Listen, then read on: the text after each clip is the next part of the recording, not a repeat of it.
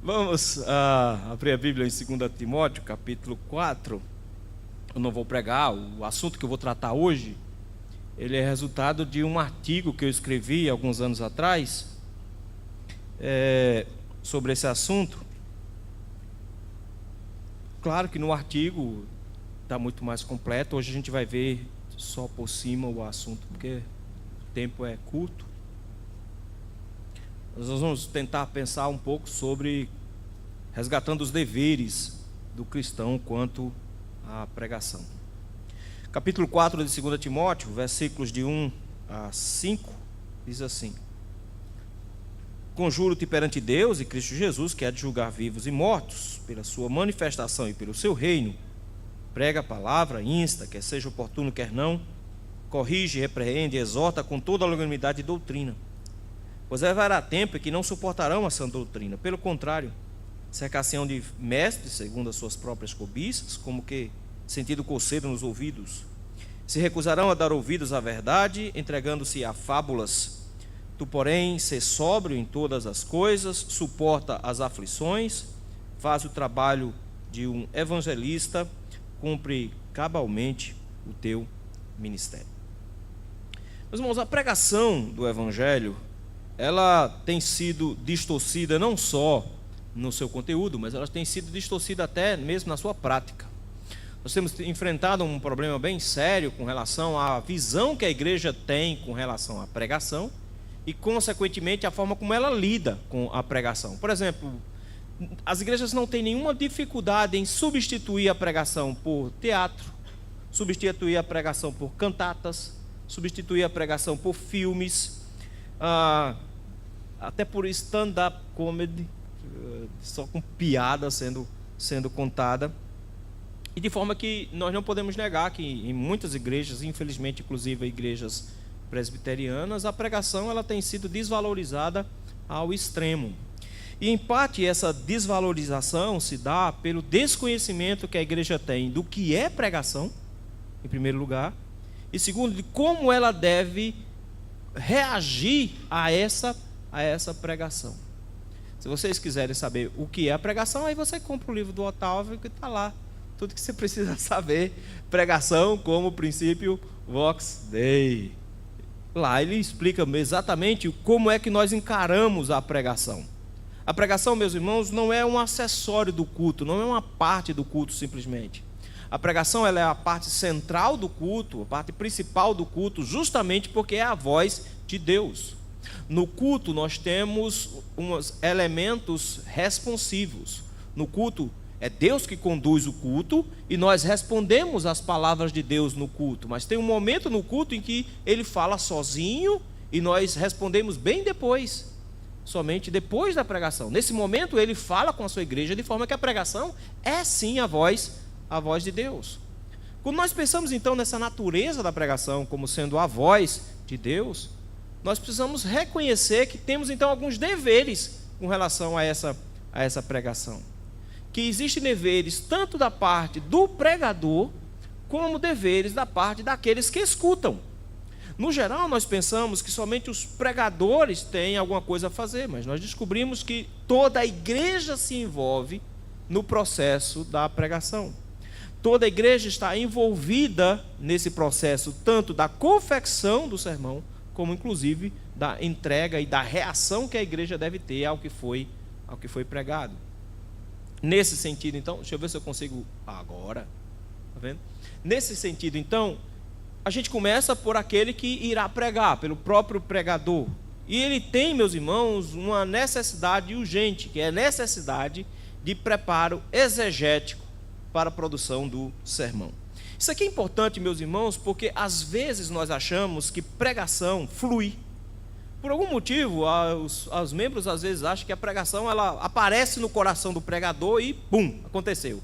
Não sei se o Otávio já passou por algumas situações assim, do tipo entregarem na hora a palavra. Dá uma palavra aqui, pastor. Já passou por isso?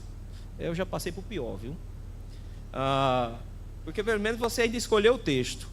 Eu teve um irmão, eu fui uma vez, o presbítero escolheu um versículo, leu, aí ele terminou e fez: agora o pastor vai explicar. Nem o texto eu escolhi, e como é que eu faço agora? Porque parece que é tudo natural. Ele fez seminário, ele sabe, e não é assim. Existe uma necessidade, meus irmãos, de um estudo aprofundado com relação às Escrituras. Nesse sentido, meus irmãos, quando nós falamos em pregação das Escrituras, o pregador ele é responsável por aquilo que ele fala, porque ele fala diante de Deus para as pessoas. E o pregador ele não tem autoridade para falar de si mesmo, ele é um arauto. E como arauto, ele precisa proclamar aquilo que Deus mandou proclamar. Ele não proclama o que ele acha que é correto, ele proclama somente o que Deus disse para ele proclamar. Mas nós vemos, meus irmãos, uma imperícia enorme por parte dos pregadores, justamente por não se preocuparem com entender o texto de forma apropriada. Daí então a necessidade que o pregador tem de um estudo apurado para pregar. O problema é que, para que possamos estudar um texto bíblico, que parece que a coisa funciona assim, requer uma demanda de tempo enorme.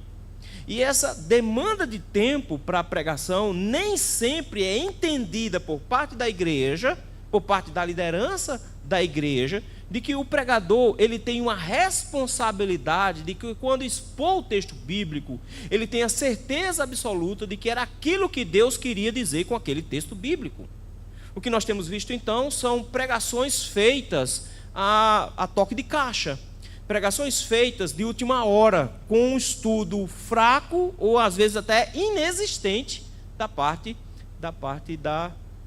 do pregador. Conta-se que tinha um pregador que estava pregando ruim na igreja, pregando ruim, e os presbíteros já estavam agoniados. Aí a gente tem que falar com o pastor, o sermão está muito ruim, não diz nada com nada, o que é que está acontecendo aí? Chegaram, pastor, o que é que está acontecendo que os sermões do Senhor não estão bons, estão saindo meio estranho, assim, esquisito? Ele fez, não, meu irmão, porque eu estou trabalhando muito, não estou tendo tempo, aí eu estou preparando o sermão de casa para chegar na igreja. Então, de casa para a igreja, o problema é que eu morava na rua de trás da igreja, então, aí ele vinha, aí tinha que preparar o presbítero, tá certo, vamos resolver. Eles pegaram, alugaram a casa do pastor do outro lado da cidade, ele passava 2 horas para chegar na cidade, aí o sermão deu uma melhoradinha.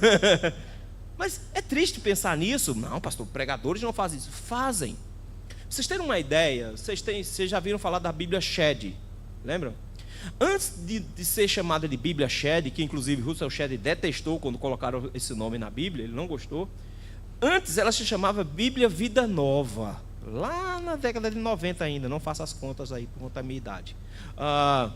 E lá atrás, quando ela foi lançada, ela veio com uma novidade que as outras Bíblias não tinham. Ela tinha um negócio chamado nota homilética. As notas homiléticas eram esboços de sermões do Russell Shedd, que ele anotava na Bíblia dele, e eles pegaram essas anotações de Russell Shedd e jogaram nessa Bíblia de estudo. Por isso que depois ela se chamou Bíblia Shedd. Então eles pegaram esses esboços de sermões dele e colocaram lá. E deram uma explicaçãozinha na parte inicial, porque ninguém conhecia a Bíblia, então na parte inicial da Bíblia, lá atrás, quando lançaram, tinha explicação. Notas homiléticas, o que são? Pequenos esboços de sermões preparados para pastores que não têm tempo de preparar sermão. Depois eles tiraram essa parte, tem mais não. Tem mais nada lá não. Mas por que é absurdo isso? Para que o pregador foi chamado? Para pregar. Ele é ministro da palavra. Essa é a função primordial de um pastor. Ele é ministro da palavra. E como é absurdo pensar em um pregador que não tem tempo de estudar a Bíblia para pregar. Não é absurdo? É por isso que em Atos capítulo número 6, nós temos uma demanda acontecendo lá na igreja por uma questão social na igreja.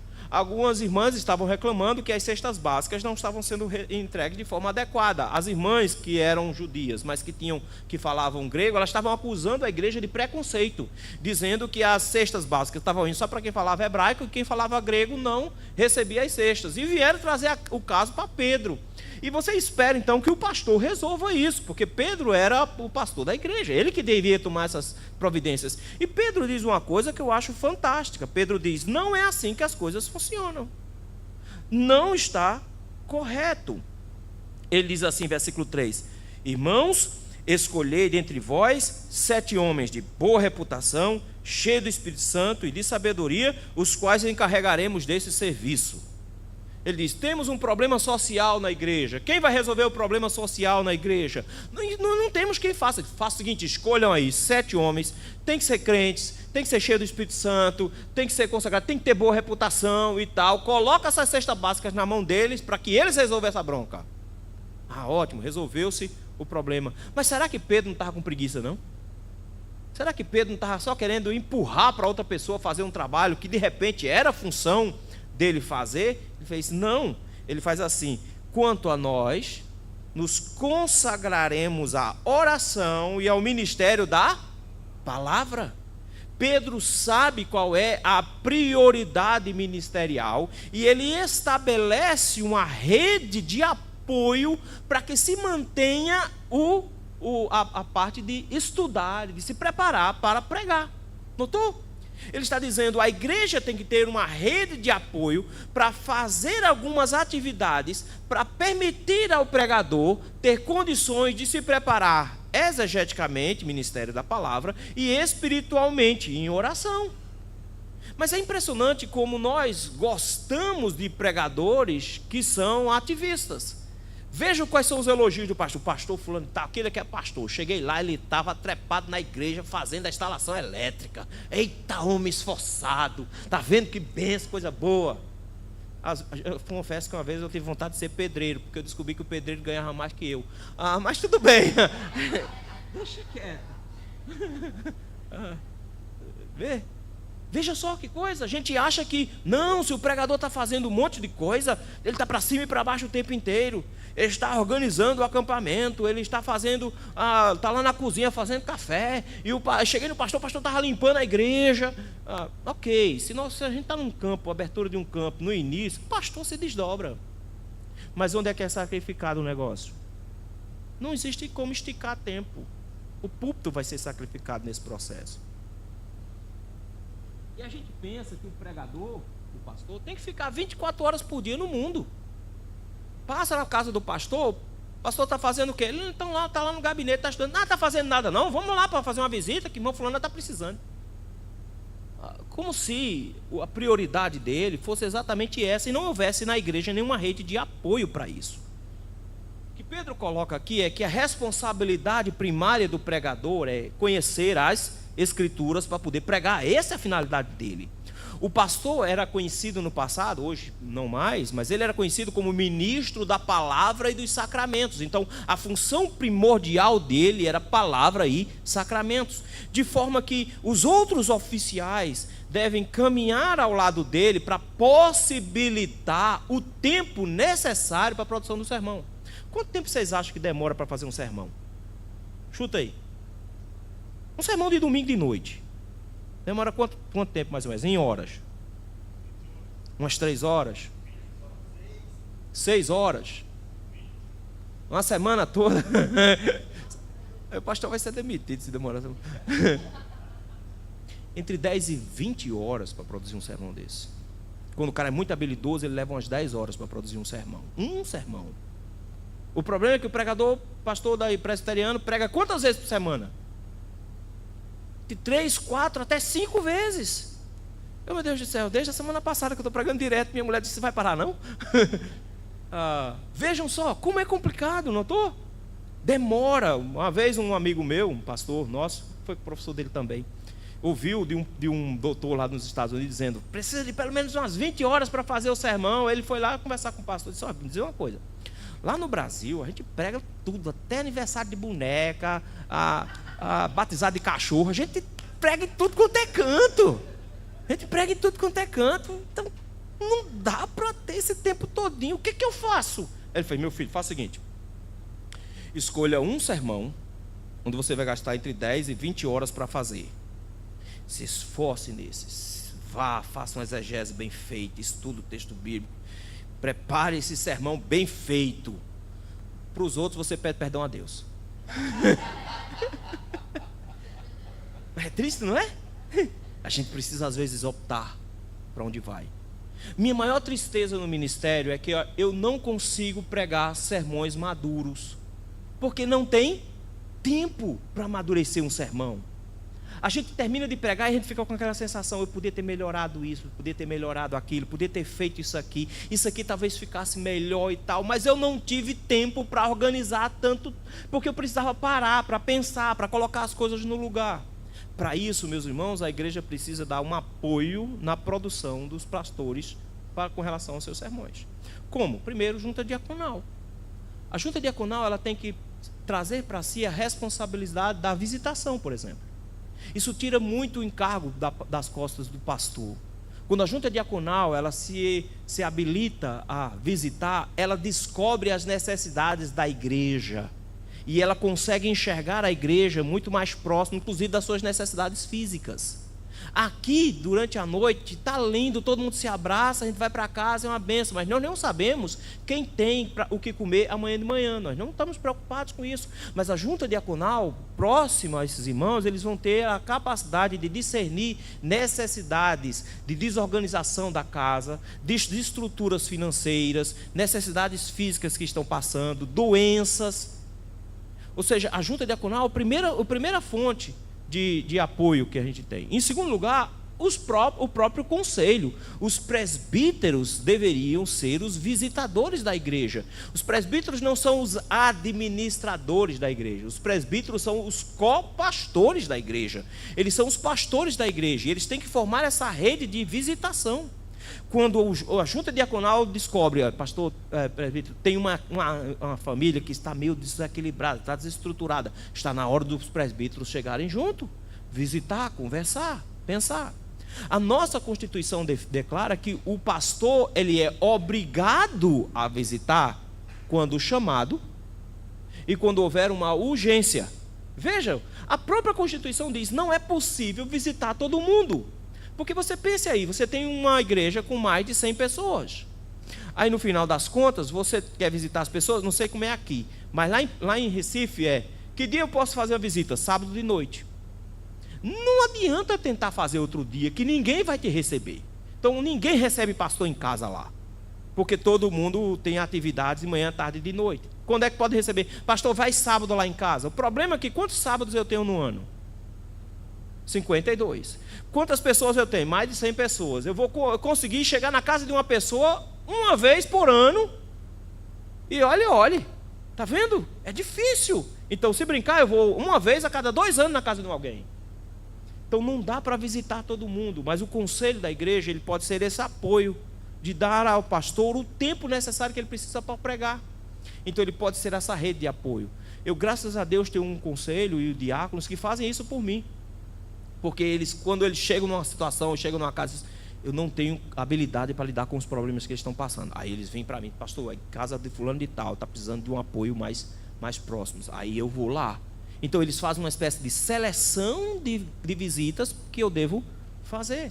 No gabinete pastoral, dividir o gabinete pastoral ou com os oficiais, com os presbíteros, ou com pessoas que são capacitadas, habilitadas no aconselhamento bíblico para fazer isso. Mas é impressionante que às vezes nós somos treinados a só visita se for do pastor. Por que visita do pastor é tão importante assim? É porque a gente enxerga a visita do pastor como visita social.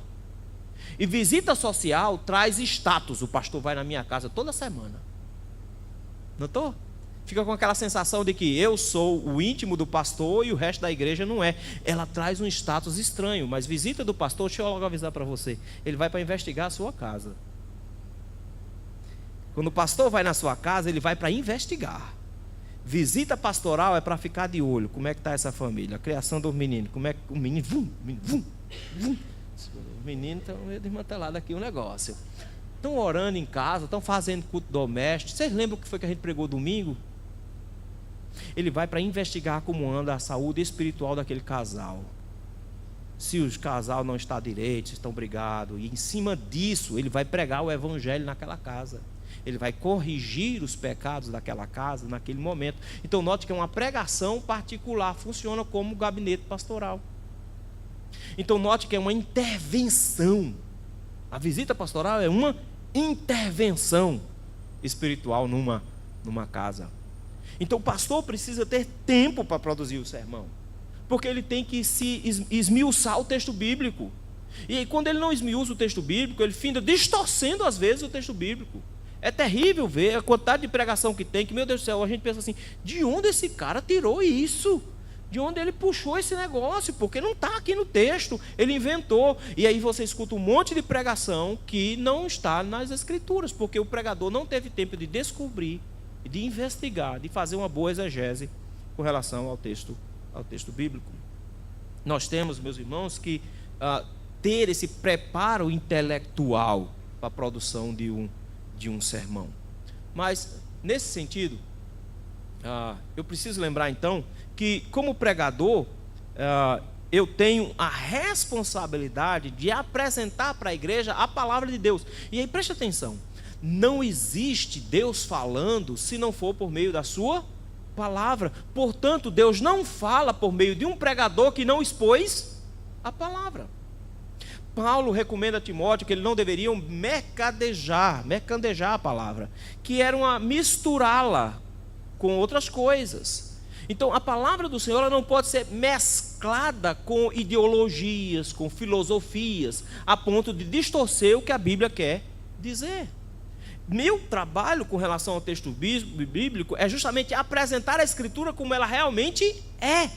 Se você prestou atenção no texto que nós acabamos de ler, de Paulo escrevendo a Timóteo, ele usou referências no texto, dizendo que ele deveria corrigir, repreender e exortar a igreja, notou? Mas se você prestar atenção que essas três palavras, elas já apareceram. Lá em cima no versículo número 16, ele disse, porque a Escritura, toda a Escritura é inspirada por Deus, e útil para ensino, repreensão, correção, educação na justiça. Notou que Paulo está dizendo que as qualidades da pregação são derivadas diretamente das qualidades da Escritura? Então, se a Escritura não é exposta, o pastor está mesclando a Escritura com os pensamentos dele.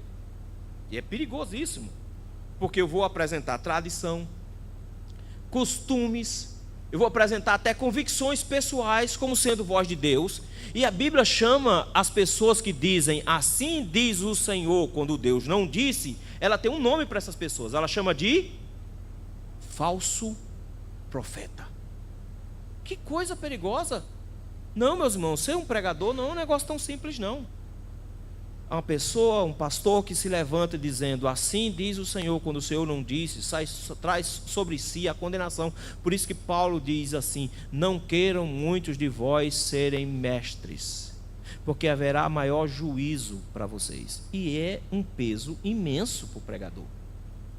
Mas por falta de tempo, às vezes, ele não consegue fazer isso. E aí Paulo dá uma instrução clara para Timóteo, no capítulo 5 lá de 1 Timóteo, se afadigue. Notou? Ele não está dizendo, não faz um sermão na coxa não, vindo para a igreja não. Se afadigue.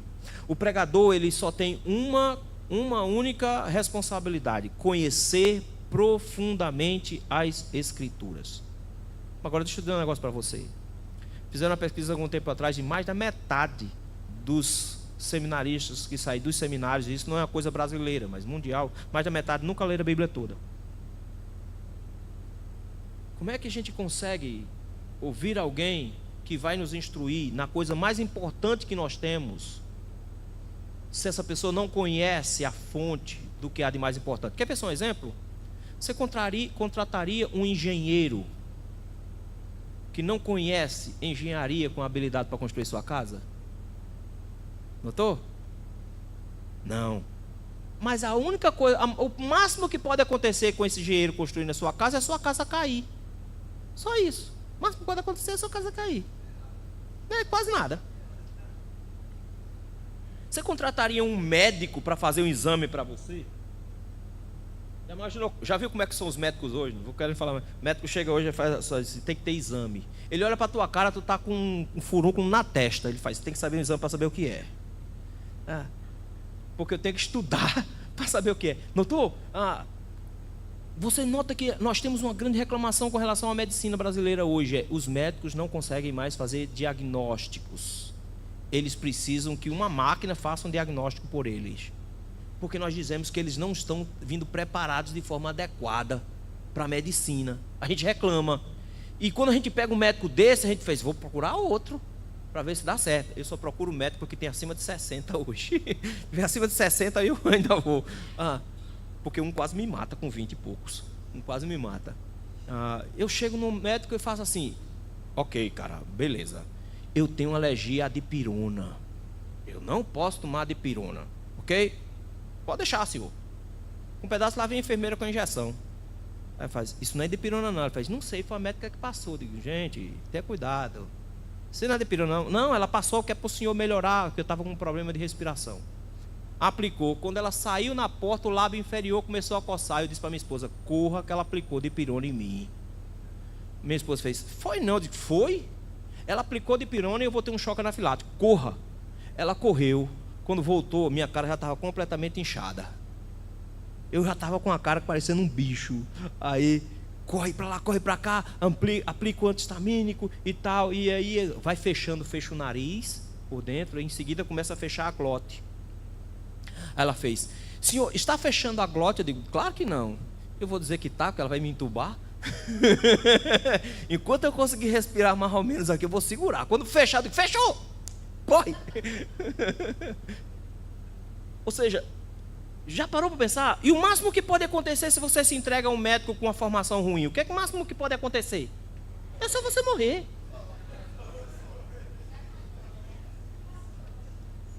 Só besteira. Agora, o que acontece se você se entrega a um pregador com as mesmas competências desse médico e desse engenheiro?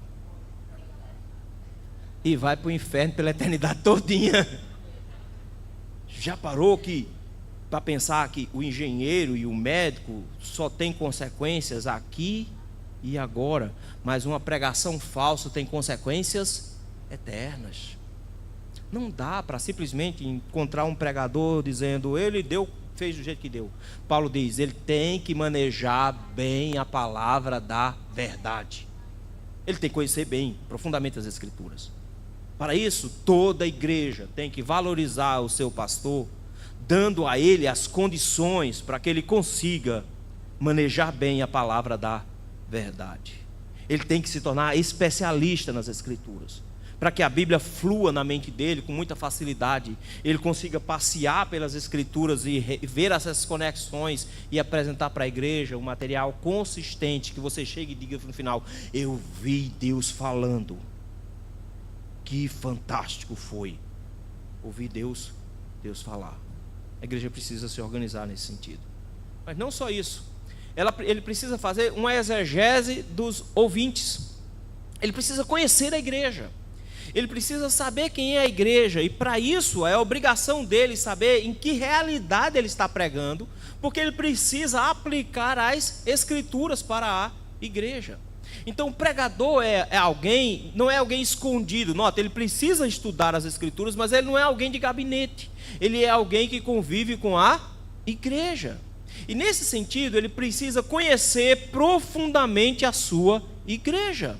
E ele só conhecerá profundamente essa igreja pelo convívio pessoal que ele tem com todos. O pregador não é aquela figura isolada que fica somente lá num palco falando. Ele precisa conhecer o povo de Deus, porque ele precisa fazer uma exegese dos corações presentes que vão ouvi-lo.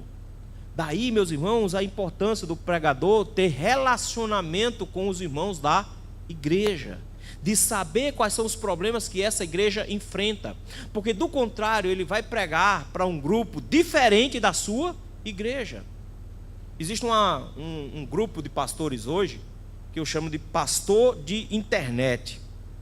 O pastor de internet é terrível, porque ele passa 24 horas por dia no WhatsApp. 24 horas por dia no WhatsApp. Tem um grupo de pastores no WhatsApp, vou confessar para você, a gente chama esse grupo de Caverna do Dragão. Ninguém consegue sair daquela bagaça. É um problema. Você sai, eles botam você de volta. Você sai, eles botam você de volta. Então, é tipo a Uni, gente. Ela sempre está lá para não deixar a gente sair. E teve uma vez que, do nada, estavam discutindo lá, aí colocaram o reverendo Augustus. Hoje eu vou ficar o dia todo antenado desse grupo, porque eu quero ver a patada que o reverendo Augusto vai dar, que eu conheço a figura. E ele ficou calado, colocaram ele no grupo e começaram. Aí discutiram sobre Salmodia exclusivo, você pode cantar, você deve cantar salmo não, sobre o uso de toga na igreja, uso de paletó, e falaram sobre uma tonelada de assuntos, e ele calado o dia todinho, eu ia acompanhando, gente, 250 e poucas mensagens. Quando foi de noite, ele entrou: irmãos, vocês já discutiram hoje sobre isso, e ele fez uma lista de todos os assuntos que foram debatidos durante o dia. Aí no final ele pergunta: vocês não têm igreja para pastorear não? Vocês não têm sermão para fazer não? Vocês não têm nenhuma visita para fazer? Como vocês conseguem gastar tanto tempo nessa rede social se vocês têm uma igreja para pastorear? E aí saiu do grupo. Eu digo: Jesus, passei o dia todo esperando por isso. Aproveitei que a confusão foi grande, depois saí e não me botaram mais não. E não avisa para eles não, senão botam de volta. É triste, não é? Quando você tem pregador que só está lá na internet, ele só conhece treta de internet. Então ele só prega sobre treta de internet. Só que a igreja não está envolvida com treta de internet. A igreja está envolvida com problemas reais. O problema da igreja é uma irmã que está enfrentando problema porque o filho está envolvido com drogas, porque o filho está desencambando para amizades ruins. O problema da igreja é um irmão que está enfrentando uma tristeza profunda porque ele está passando por um problema financeiro. Os problemas da igreja estão aqui no chão da igreja, e para isso o pregador precisa conhecer a igreja. Tem que conhecer os irmãos e conhecê-los profundamente em seus corações, saber como é que eles funcionam, quais são os temores que eles têm, quais são as coisas que eles amam mais do que a Cristo. Ele precisa saber quais são os problemas reais, porque os problemas eles aparecem, os pecados são os mesmos, mas eles aparecem de forma diferente. Uma coisa é eu pregar numa cidade grande sobre ansiedade, outra coisa é eu pregar sobre ansiedade no sertão da Paraíba. Eu vou para Recife e vou falar sobre ansiedade, e a ansiedade lá se manifesta com trânsito caótico, medo de assalto, rua violenta, é isso. Então, irmãos, ficam tudo ansiosos, porque eu não sei se eu saio, se eu volto. Eu estou no trânsito, eu não sei se vai vir um cara doido, vai me dar uma cacetada no carro e eu vou morrer. Eu não sei se eu vou tomar uma bala perdida. Então, as pessoas ficam ansiosas por isso. Na minha cidade, no interior, a gente dorme de porta aberta. Meu pai já cansou de dormir com a chave da ignição da moto do lado de fora. Uma vez minha mãe resolveu que a gente ia para uma festa. Botou a roupa nova, todo mundo roupa nova. Minha mãe, aí todo mundo tem que tomar biotônico Fontoura.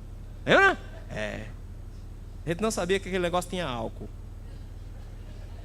Como só tinha um restinho, minha mãe fez: vamos tomar logo todo? Vamos tomar logo todo.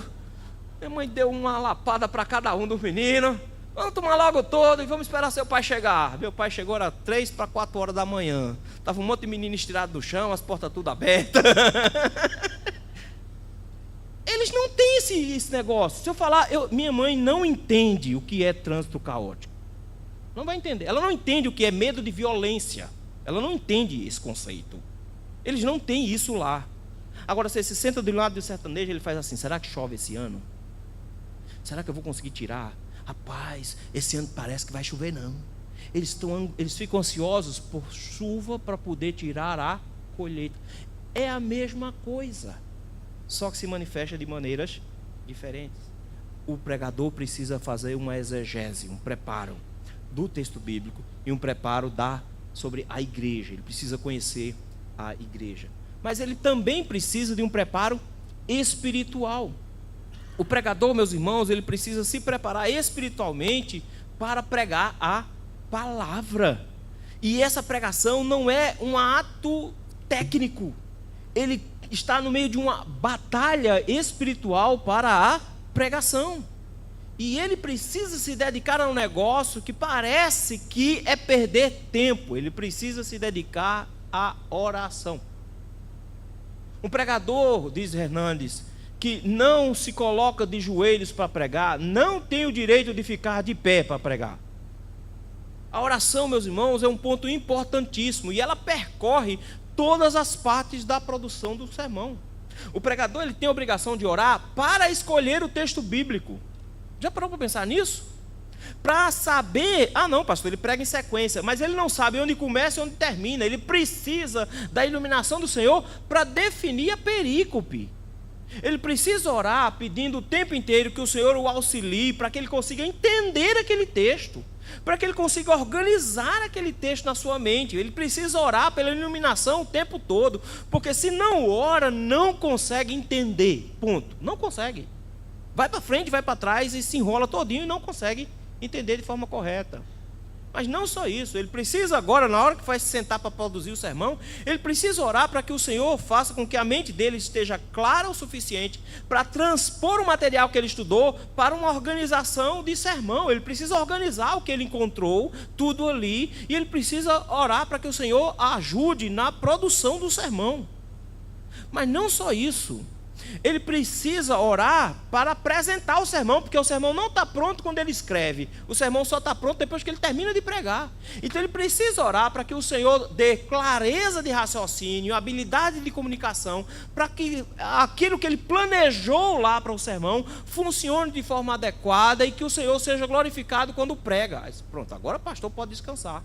Ele já orou antes do texto, ele já orou na hora de estudar o texto, ele já orou na hora de preparar o sermão, ele já orou para pregar, então ele agora pode relaxar. Não, ele continua a orar para que os resultados da pregação continuem, para que surta efeitos no coração da igreja. Então ele se mantém em oração para que a pregação faça efeito. Então notem que todo o ambiente da pregação tem que ser regado a oração. Mas como é que um pastor faz isso se não tem tempo? Notou?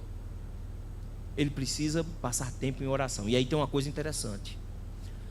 Os pastores foram treinados para achar que esse tempo de oração é tempo que poderia ter sido gasto com outras áreas da igreja para ajudar a igreja. Uma vez eu li um livro muito bom. Infelizmente, eu até hoje, já faz quase 30 anos que eu li esse livro. Então, até hoje eu estou tentando lembrar como é o nome do livro do autor. Eu só me lembro da história. E eu digo, meu Deus, eu tenho que encontrar esse livro de novo. E o autor dizia uma coisa interessante. Ele dizia assim: eu estava envolvido completamente no trabalho da igreja. Eu gastava 3, 4, 5 horas fazendo visitação. Eu passava o tempo inteiro estudando a Bíblia e pregando na igreja. E a igreja não andava bem, não estava boa, não estava correta. Até que eu decidi que eu iria mudar isso. E aí eu passei a gastar 3, 4 horas de oração e somente uma visita por tarde de 1 hora. Eu inverti. E ele dizia, aí surtiu toda a diferença. E a igreja mudou a partir do fato, quando ele descobriu que ele precisava era de 2, 3 horas de oração. A esposa do pastor Paul Walsh é conhecida como cão de guarda. Ele se tranca no gabinete e ela fica na porta. Não interessa, quando ele vai pregar, não interessa quem chegue, ela não deixa entrar. Ela não deixa entrar, porque ele precisa de pelo menos 1 hora de oração antes de pregar. Ela fica na porta e não deixa ninguém entrar, não importa quem seja. Nós precisamos de entender dessa necessidade que o pregador tem de manter uma vida de oração, de orar para que o Senhor abençoe a produção do sermão. Nesse ponto, então, eu descobri que o pregador, ele tem algumas exigências com relação a ele, que como igreja eu devo auxiliá-lo para que ele tenha essas competências, para que ele consiga estudar as Escrituras, para que ele tenha tempo de conseguir conhecer a igreja e para que ele consiga fazer tudo isso debaixo de muita oração. Paulo diz uma coisa muito interessante escrevendo aos Coríntios. Ele diz, a minha pregação entre vocês não foi demonstração de conhecimento, de inteligência, de sabedoria humana, mas foi demonstração de poder. A gente pensa que é um negócio de poder pentecostal. Não é isso. Não é aquela coisa fogo. É porque a pregação vinha acompanhada da ação poderosa do Espírito Santo. É a voz de Deus dentro da igreja. Precisamos lembrar sempre disso. Quando o pregador prega, e que é um pregador habilidoso, estudioso e devoto, piedoso, Deus troveja no meio do seu povo. Deus troveja no meio do seu povo. Ele cria coisas enquanto fala. Nós precisamos compreender disso. E aí a gente dá o apoio para que o pregador seja assim. Mas como membro da igreja, você vai dizer, então meu papel é só esse, pastor. Deixa o pastor trabalhar. Então eu vou só fazer isso. Não. Aí nós nos esquecemos que nós temos deveres também. E eu pulei agora alguma coisa ali que eu não sei o que foi que eu apertei. Agora está certo. Chegue, meu filho. Isso. Qual é o dever que os irmãos têm com relação à pregação? O primeiro dever que a igreja tem com relação à pregação é orar. Se o pregador precisa orar, porque ele está envolvido no processo de confecção e entrega do sermão, por que é que a igreja ora? A igreja ora pela produção do coração adequado para ouvir a pregação. Ah, pastor, mas Deus não tem falado comigo. O problema não é falta de voz, o problema é falta de ouvido. Você não ora pedindo para Deus falar contigo. Eu costumo fazer essa pergunta lá na igreja. Você ouviria um pregador que orou o mesmo tanto para pregar que você orou para ouvir? Você ouviria um pregador assim? Você diz, não, eu quero um pregador que ore do mesmo tanto que eu oro por mim para ouvir a pregação. Como é que você acha que esse pregador seria? Mas por que eu acho que o pregador tem que orar e eu não? A Bíblia nos diz que os nossos corações, eles são hostis à pregação, que nós temos dificuldade em acatá-la, que nós temos dificuldade em recebê-la, que nós temos dificuldade em ouvir a voz e aceitar a voz do Senhor. Nós somos rebeldes por natureza. É assim que é a nossa natureza. Então, pelo que nós oramos, meus irmãos? Nós oramos por corações maleáveis, prontos para receber a palavra. Nós podemos ter corações que são dispostos naquela parábola que Jesus contou. Um que é beira de caminho, um que é um terreno pedregoso, um que é terreno cheio de ervas daninhas, ou um coração que é um terreno fértil. Ah, pastor, mas essas coisas é para não crente. Não. Quer ver só uma coisa? Terminou o culto. É triste isso, mas nem disse o tríplice amém. Já está lá, quem ganhou o jogo? Quem ganhou o jogo?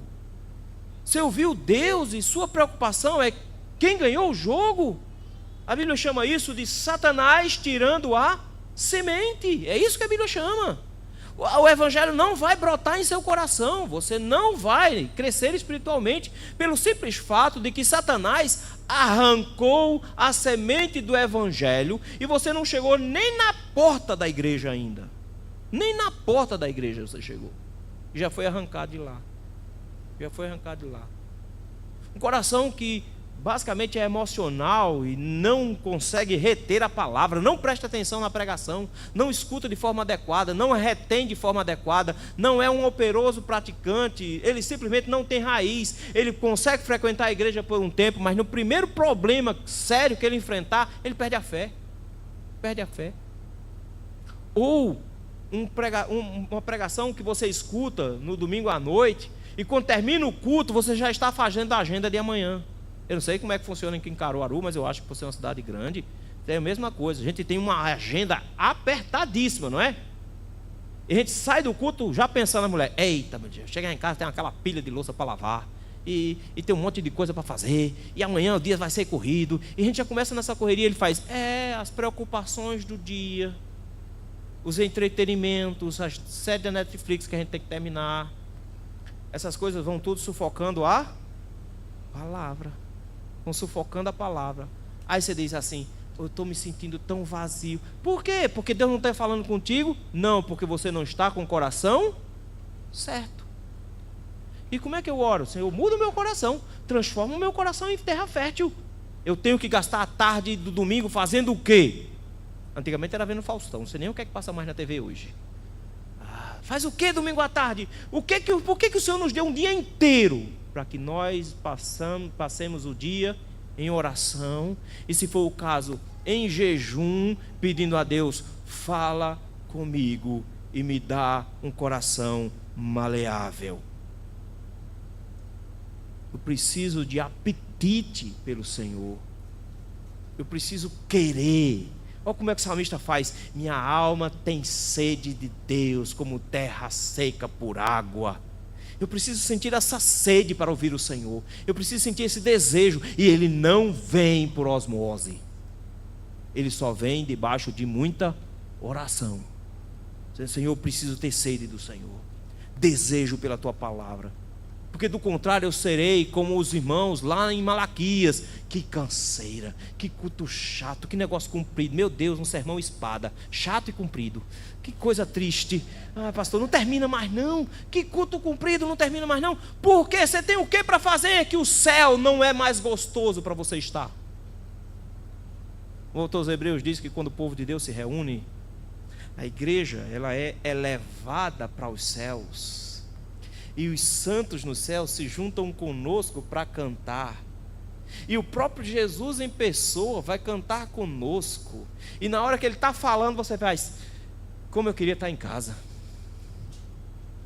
Que lugar ruim, não é? Igreja no céu, na presença de Cristo, ele falando e você. Que saudade da Netflix. É triste isso. Falta de oração. A igreja não tem apetite. Mas por nós sermos hostis, nós precisamos orar dizendo: Senhor, me dá um coração ensinável. Senhor, que aquilo que eu acho seja mudado. Se eu penso um negócio e ele está errado, Senhor, tira-me essa concepção errada e me ensina exatamente como é que eu tenho que enxergar as coisas. Não gostei do que o pregador disse. E é com isso. Seu problema é com Deus. Já ouvi isso um monte de vezes na porta da igreja. Viu? Não concordo com o seu. Comigo? Você não tem problema comigo não. Seu problema é com Jesus. Jesus falou, você não concordou com ele, deu o seu jeito de ir para o céu, chega lá, pega nos percursos dele assim, diz: não gostei do que o Senhor disse. Não, você faz isso, meu filho, porque é você e Deus, não tem nada a ver com isso. Meu papel era trazer a palavra. Se você gostou ou não, você se entende com Jesus, porque Deus falou, você que é rebelde. Ah, pastor, mas isso não acontece na igreja. Tem um monte. Esse só era honesto, suficiente para dizer para mim.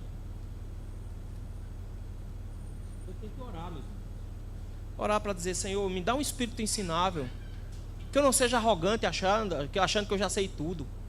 Mas eu preciso ouvir hoje, Senhor, o Senhor falando comigo, me dizendo como é que eu tenho que agir. Eu tenho que ter um preparo em oração.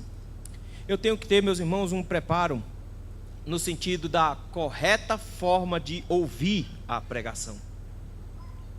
Uma das mais tristezas que eu tenho é a falta de reverência no culto para ouvir a pregação. Camarada vai assistir Vingadores Ultimato, 3 horas de filme, ou Senhor dos Anéis. Lembra do Senhor dos Anéis? Eram quase 4 horas, não era?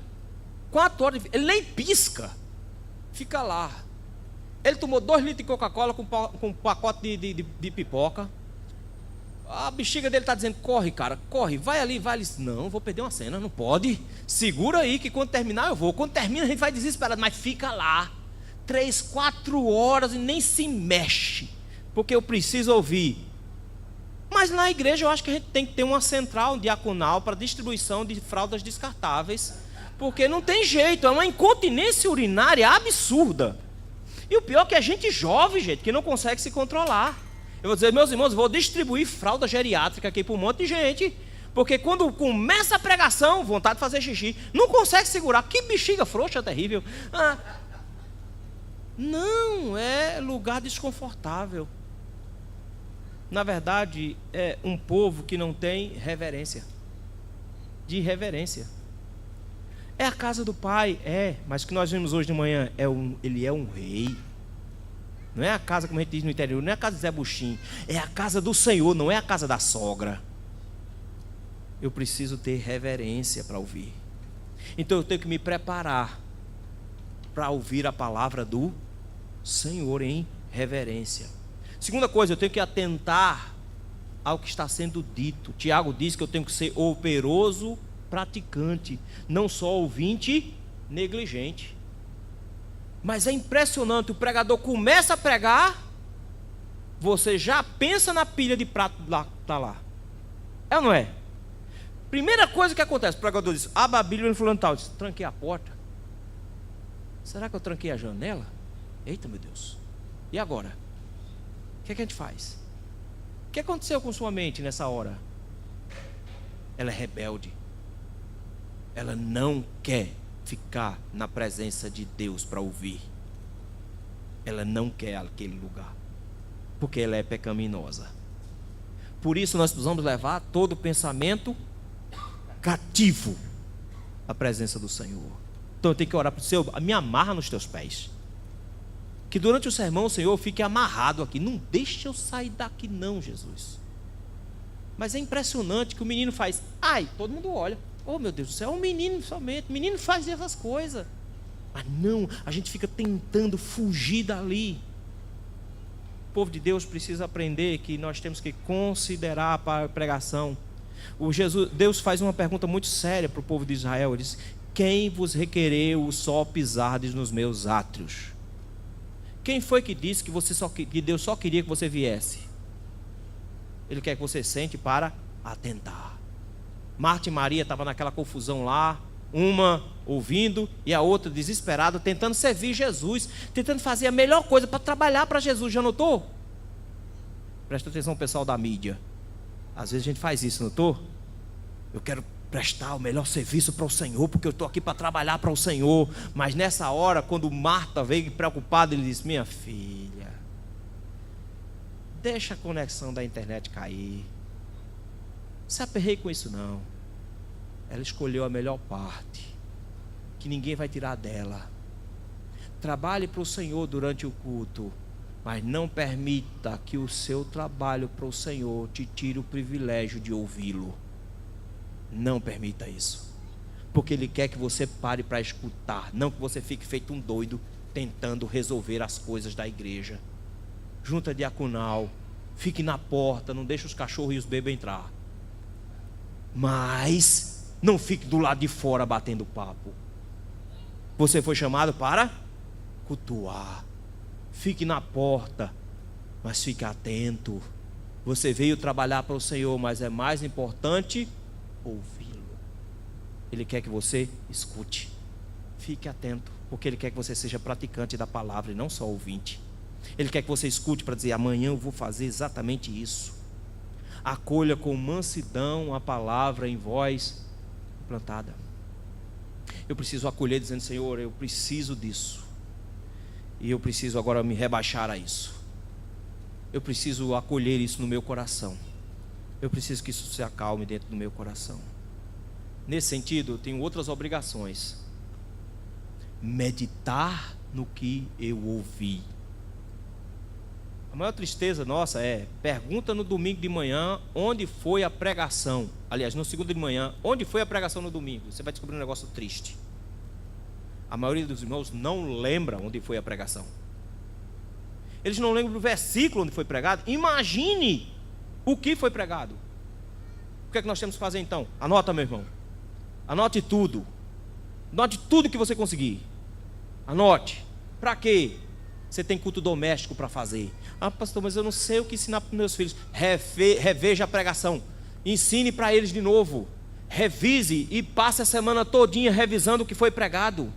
Revise tudo, medite no que foi dito, porque nós não podemos achar que uma única pancada de Bíblia será suficiente. Nós precisamos recebê-la a semana inteira. Revise a pregação, medite nela, veja como essas coisas são importantes, em que áreas da sua vida você acha que aquilo se encaixa, em que você está sendo desobediente ao Senhor, qual área da sua vida precisa mudar. Medite profundamente na palavra, use essa pregação nos cultos domésticos, revise o texto bíblico várias vezes, tire conclusões, pergunte para os seus meninos se eles entenderam. Se eles não entenderam, explique de novo, mostre na vida dele em que isso se encaixa. Faça com que o sermão ecoe a semana toda. Nós temos obrigações nesse sentido. Ore para que o Espírito Santo te auxilie a praticar a palavra, porque ouvir o sermão sem torná-lo prático é pecado. Quando nós pregamos, meus irmãos, nós temos duas vertentes que acontecem ao mesmo tempo. É o bom perfume de Cristo, por isso tem cheiro de vida, mas também tem cheiro de morte. Quando eu escuto o sermão e pratico, isso tem cheiro de vida. Mas quando eu escuto o sermão e não pratico, ele tem cheiro de morte. Cristo ilustrou isso falando sobre o homem construindo casas. Ele diz: tem um que constrói casa em cima de areia e outro que constrói casa em cima de rocha. Nós construímos uma casa em cima de um sermão, nós construímos nossa vida em cima da palavra de Deus. É rocha, meus irmãos, não vai abalar-se fácil, não vai cair fácil. Nós seremos como o monte Sião, que não se abala, mas firme para sempre, mas se nós construímos nossa vida em cima do que a gente acha que é certo, do que algumas pessoas acham que é certo, é areia, vai desmanchar. Na primeira tristeza grande que você tiver, você vai se acabar. No primeiro luto que você precisar enfrentar, você vai se acabar. No primeiro diagnóstico grave de uma doença, você vai se acabar. Sua casa vai cair. Nós construímos nossa vida em cima da pregação da palavra do Senhor. Por isso, encaixe a pregação na sua vida de como você deve viver. Para que a palavra se torne eficaz, meus irmãos, nós precisamos desses compromissos. De onde você tirou isso, pastor? Tirei isso da nossa confissão de fé. Olha o breve catecismo aí. Breve catecismo de Westminster. Consegue enxergar? Consegue. Leiam para mim. Pergunta 90. Como se deve ler e ouvir a palavra a fim de que ela se torne eficaz para a salvação? Responsabilidade da igreja. Para que a palavra se torne eficaz para a salvação, devemos ouvi-la com diligência, preparação e oração, recebê-la com fé e amor, guardá-la em nossos corações e praticá-la em nossas vidas. Se você acha que essa definição é pequena, a gente tem o catecismo maior. Ele é mais completo. Olha a pergunta: que se exige dos que ouvem a palavra de Deus pregada? Responda para mim. Exige-se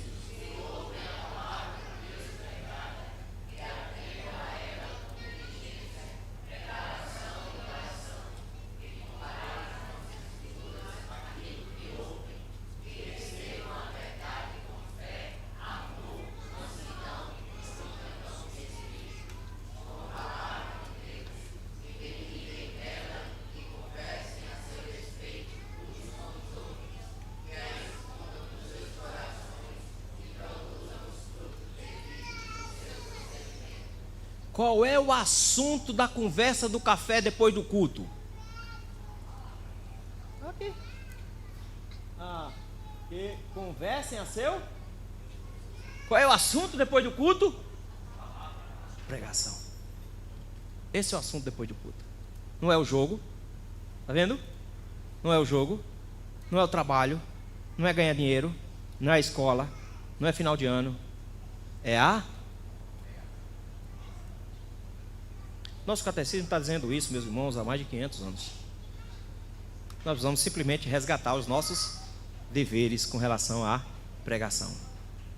A igreja do Senhor precisa lembrar que a pregação ela é muito importante. Por ela, a igreja nasce, porque a fé vem pelo e ouvir a palavra. A igreja nasce por meio da pregação.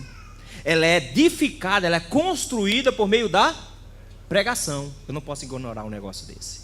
Eu não posso achar que ela é qualquer coisa. Eu preciso lembrar das responsabilidades que o pregador tem para com ela e a dar apoio a ele para que ele tenha as condições para que ele faça isso, faça um bom trabalho.